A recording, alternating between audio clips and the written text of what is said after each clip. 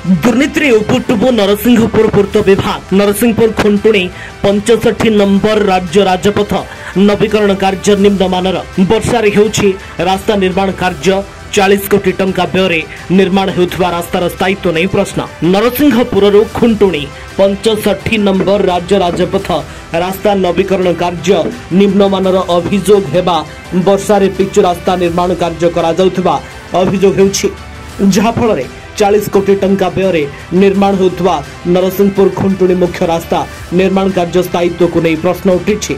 सूचना प्रकाश जे नरसिंहपुर नुआपाटण खुंटुणी राजा आठगढ़ पर्यंत 65 नंबर राज्य राजपथर 80 किलोमीटर पूर्त विभाग रास्ता नवीकरण निर्माण कार्य 40 कोटी टंका व्यय होइछि। एहाकु मानकिंस्टन नामक ठिका संस्था निर्माण कार्य दायित्व नहीं निर्माण कार्य करुछि किंतु रास्ता निर्माण कार्य अति निम्नमानर रास्ता निर्माण कार्य होउथिबा अभियोग हेउछि। शुक्रवार नरसिंहपुर ब्लॉक रो बाघधरिया निकट में वर्षा समय रास्ता निर्माण कार्य होउथिबा देखिबा को मिलिथिला। वर्षा समय पिचु रास्ता निर्माण होउथिबा अभियोग हेबा परे रास्ता निर्माण कार्य किछि समय पई बंद होइथिला किंतु परे पुणी नियम उल्लंघन करी वर्षा समय रास्ता निर्माण करा जायथिला।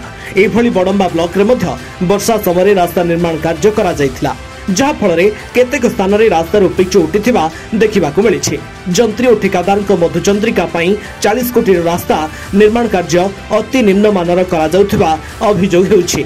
एने पूर्त विभाग निर्वाही जंत्री सुशील कुमार सिंह को पचारिबारु वर्षा हेउथिबा समय पिचु रास्ता निर्माण होई पारिबो नाही बोली जदिओ स्वीकार करिसंती किंतु रास्ता उपरे रास्ता निर्माण करा जाउथिबारु अल्प वर्षा रे काम हेले किछि असुविधा हेबो नाही बोली सफेई देबा सह रास्ता निर्माण हेबा समय हठात वर्षा हो जिबारु आउ कोन करा जाई थांता बोली ओलटी प्रश्न करिबा सह वर्षा छाड़िबा परे रास्ता निर्माण होइथिला।